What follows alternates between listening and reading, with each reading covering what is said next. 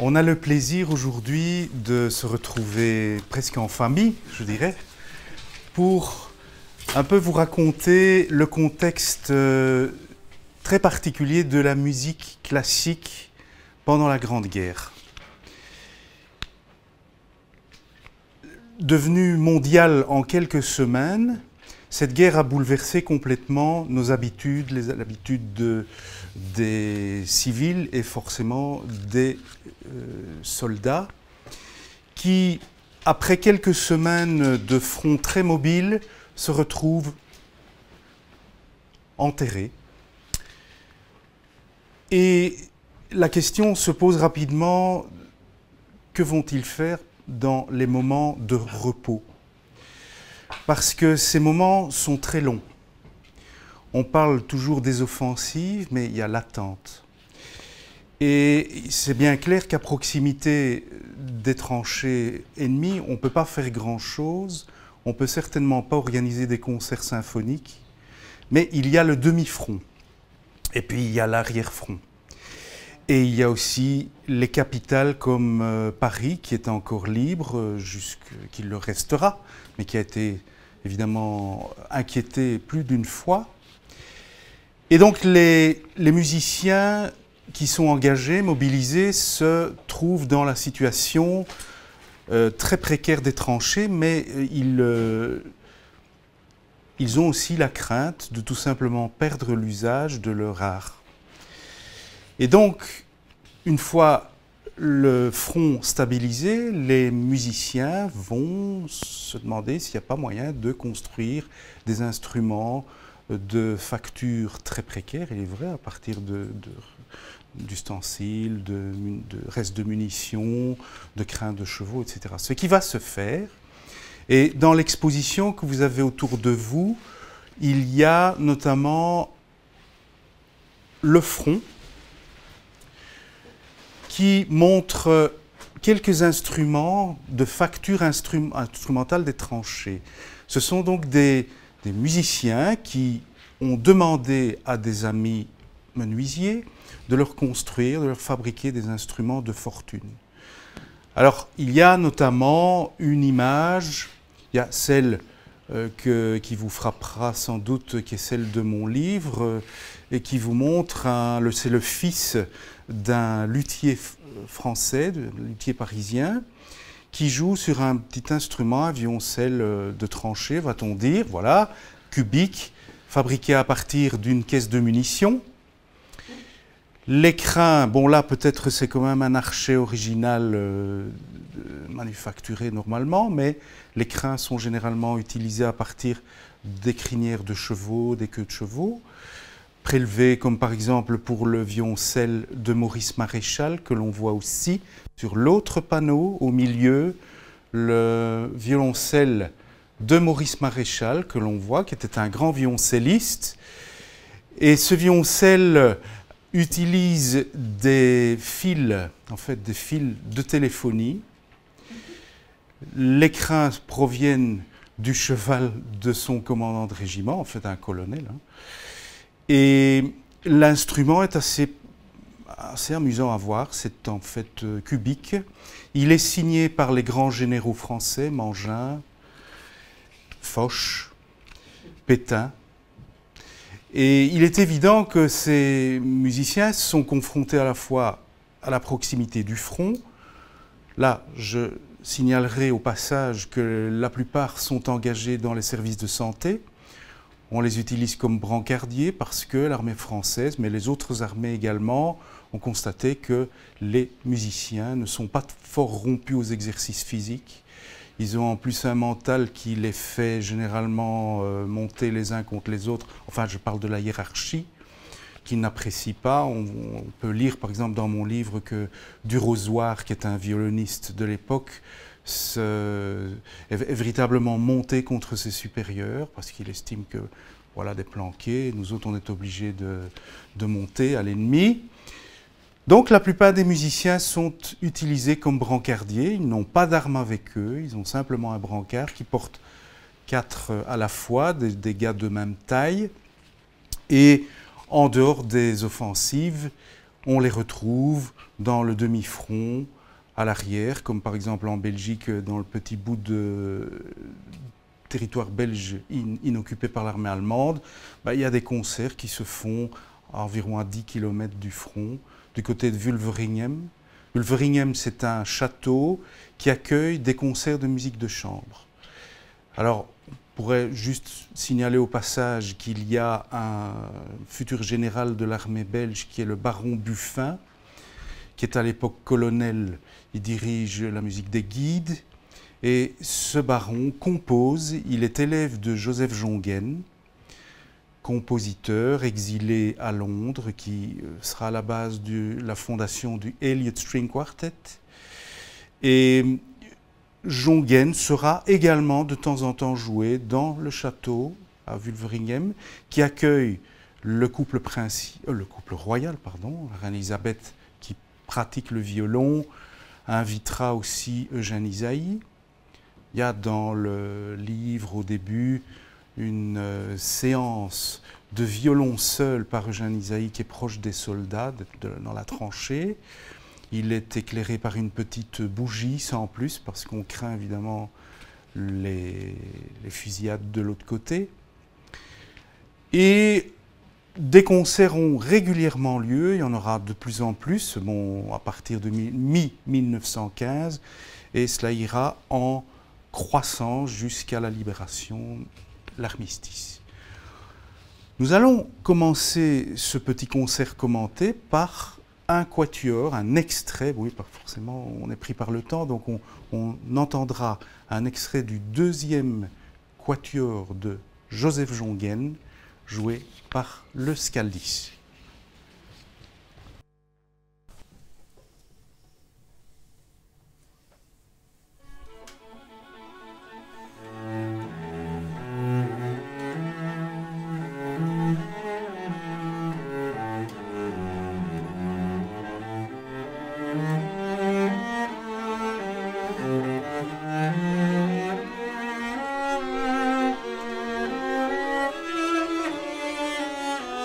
Mm-hmm.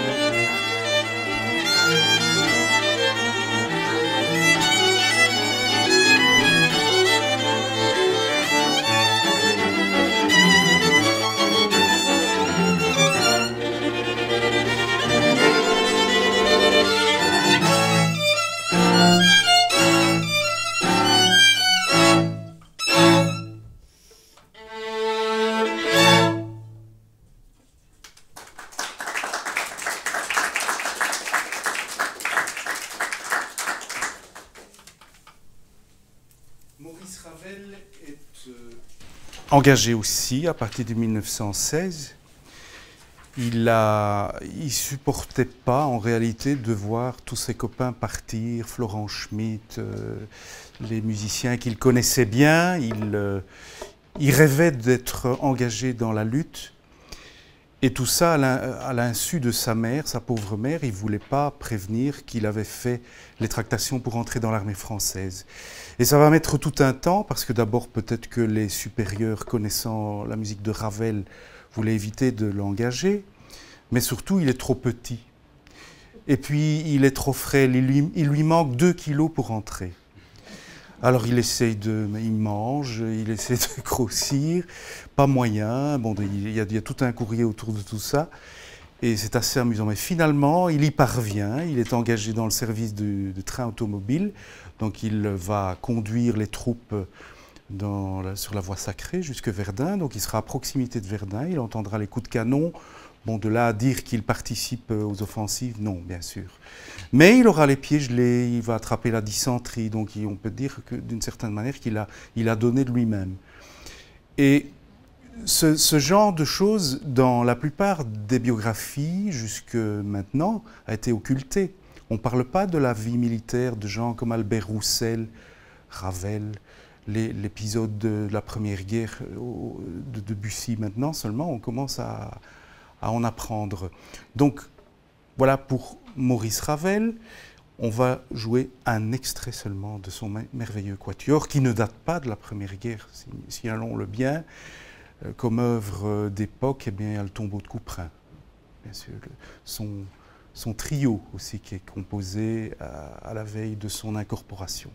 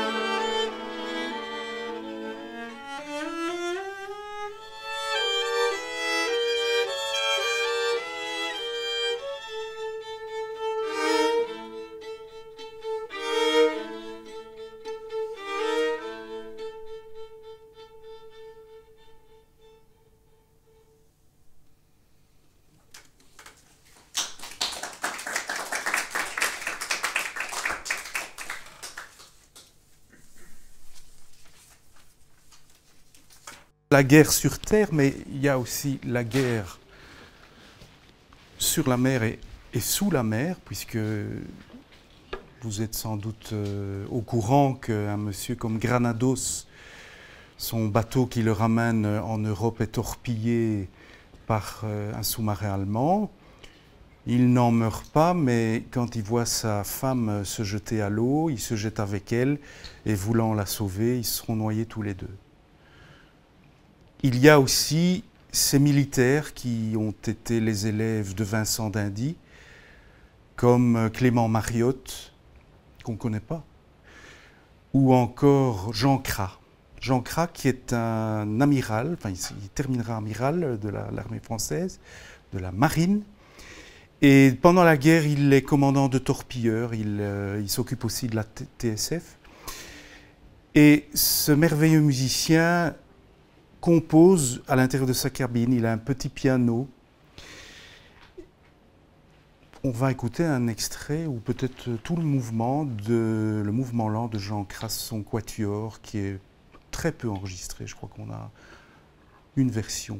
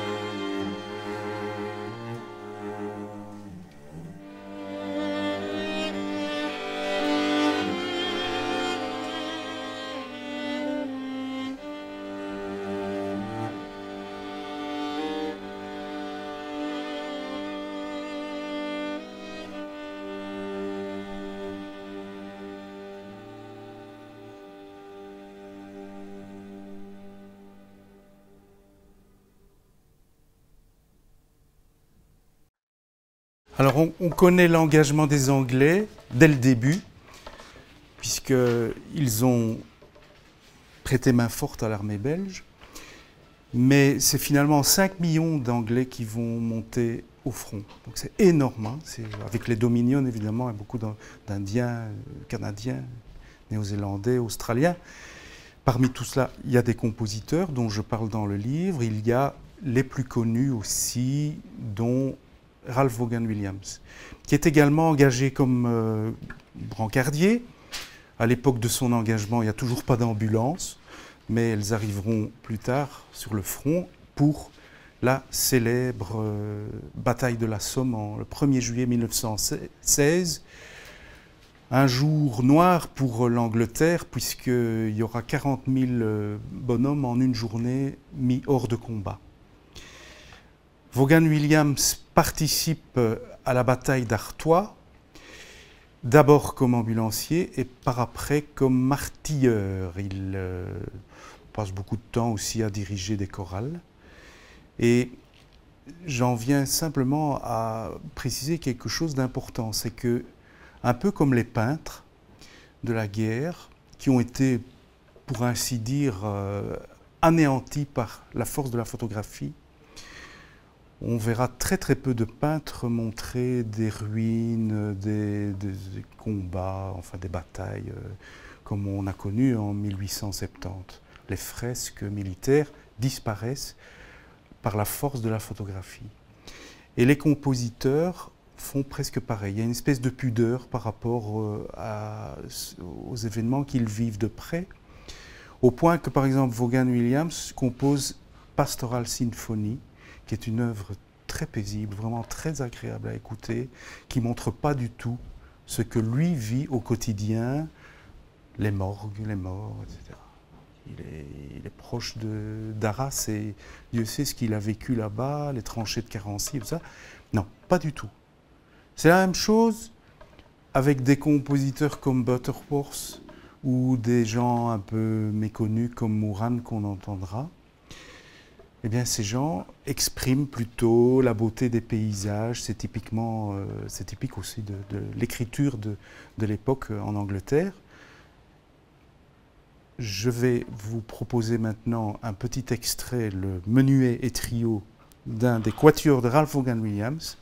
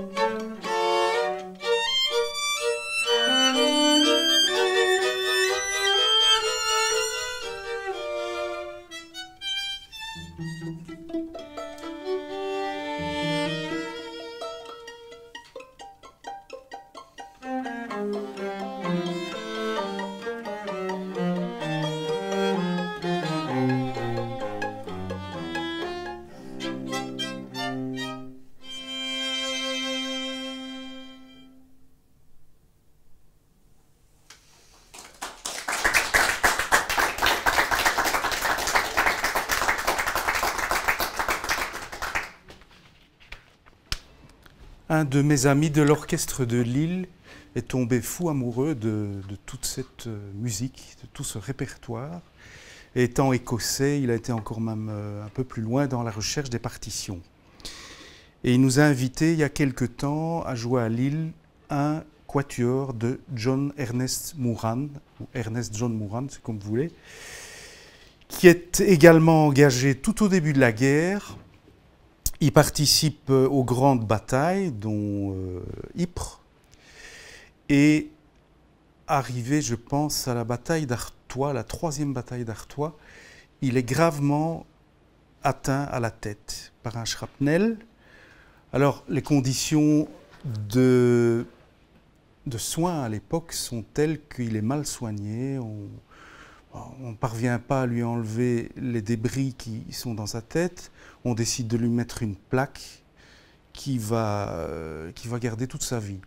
Et en général, les médecins disent que quand on garde quelque chose à l'intérieur de sa tête, on a de fréquents, comment dirais-je, des pertes d'équilibre, et on se met à boire.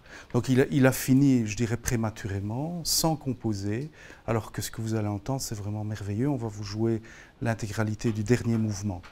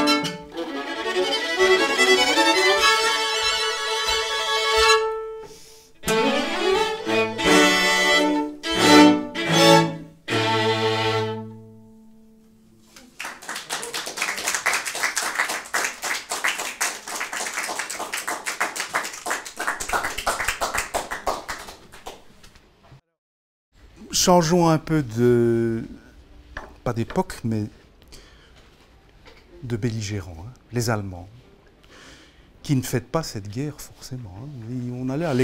On allait encore à l'école il y a quelques jours, le 11 novembre.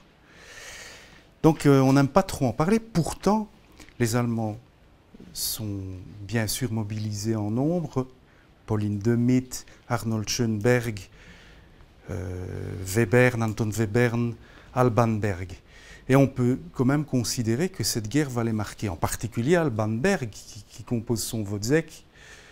C'est l'histoire de... En fait, c'est sa propre histoire, parce qu'il a été humilié par ses supérieurs quand il était engagé. Il n'a pas fait les combats, il était dans l'administratif, mais n'empêche qu'il était perpétuellement humilié. On retrouve un petit peu ces affects, disons, dans l'œuvre qui est devenue célèbre. Et un autre compositeur qui rend cette guerre un peu dérisoire dans ses œuvres, c'est Arnold Schönberg. Die Eiserne Brigade, pour quatuor à cordes et quelques instruments, ça tourne au fond la vie de caserne en dérision, tout comme ce que vous allez maintenant entendre de Pauline de Mitt, militaire minimax. Pauline de Mitt était... d'abord, il était soutien de famille parce qu'il venait de perdre son papa sur le front de l'Isère. C'était un vétéran, son papa. Et alors, au moment d'apprendre que son père est décédé, il devient seul soutien de famille, donc il va faire partie de l'orchestre de Francfort. Il était soliste à 16 ans, imaginez-vous, quel merveilleux musicien au violon, avant de passer à l'alto. Et il est quand même mobilisé vers la fin de la guerre, 1917, fin 17, on le retrouve sur le front d'Alsace, où il apprend le décès de Claude Debussy en jouant le quatuor de Debussy. Et ce jour-là, il a compris que tout ça, c'était vraiment dérisoire, idiot, stupide. Voilà. Pauline de Mitt, militaire minimax.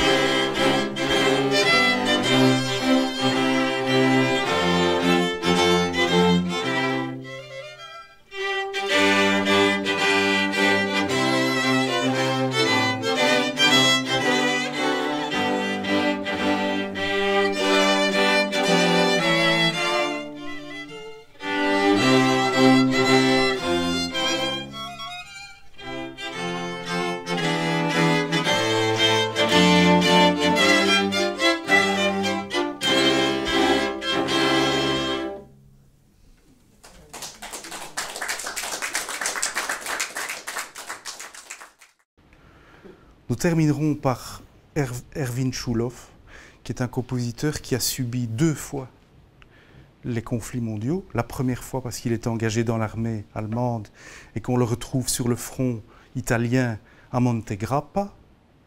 Il est gravement blessé à la main. Pour un virtuose du piano, c'était le comble. Alors, revenu à la vie civile quelque temps après, il compose Sinfonia Germanica, qui dure quelques secondes. Voilà, parce qu'on a versé dans le dadaïsme.